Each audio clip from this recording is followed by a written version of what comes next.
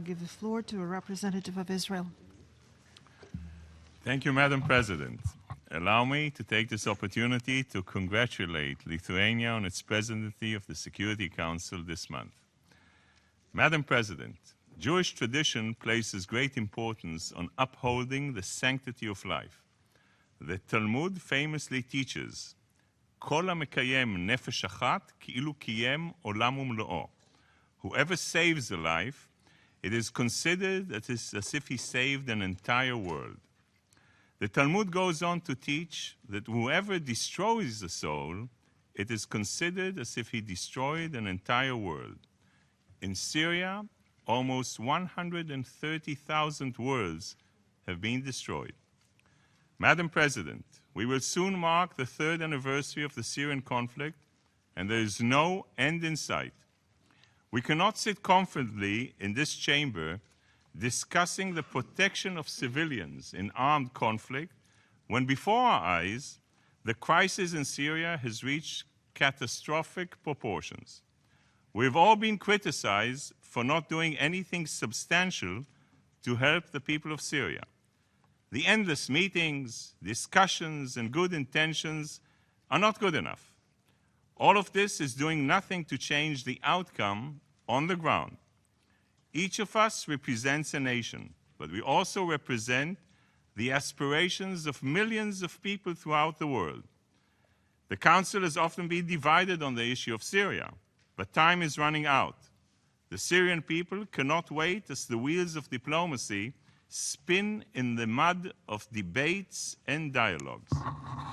Madam President, how many nations can say that they truly help protect civilians? Looking back on 2013, it is clear that very few had the courage to act on their ideals.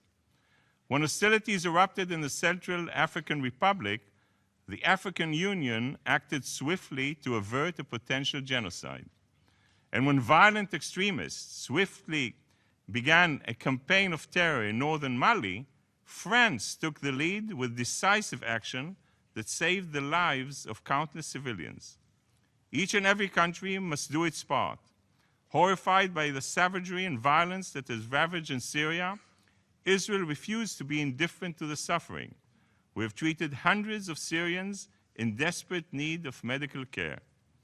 Madam President, when governments are unable or unwilling to protect their civilians, the United Nations is often the last line of defense.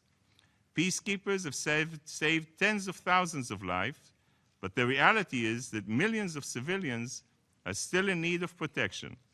These innocent men and women turn to the United Nations for help, but find themselves standing alone. I want to thank the permanent representative from India who spoke just before for raising important questions that need to be addressed by this Council honestly and openly. In this modern age of warfare, it is difficult to distinguish between combatants and bystanders. Petty politics have drained the efforts and attention of this Council. Instead of opening the channels of humanitarian aid, little more than a trickle of assistance is reaching those who need it the most. If we're really honest with ourselves, then we will admit that we have not done enough. Somewhere in the world, there is a mother shielding her children as rockets and mortars explode all around.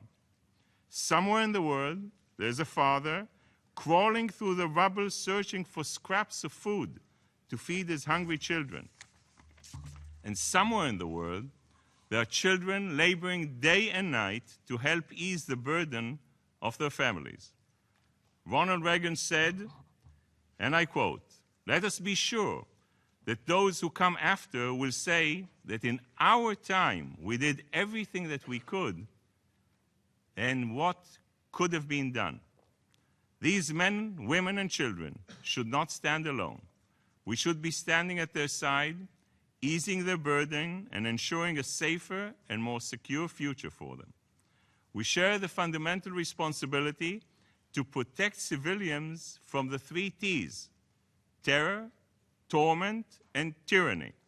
We must set aside our differences and make a lasting change for generations to come. Ladies and gentlemen, the clock is ticking and time is running out. It is time to stop talking and take decisive action. Every life we save is a world unto itself. No nation is free from responsibility. I call on each and every one of us today to act now. Thank you, Madam President. I thank the representative of Israel for his statement.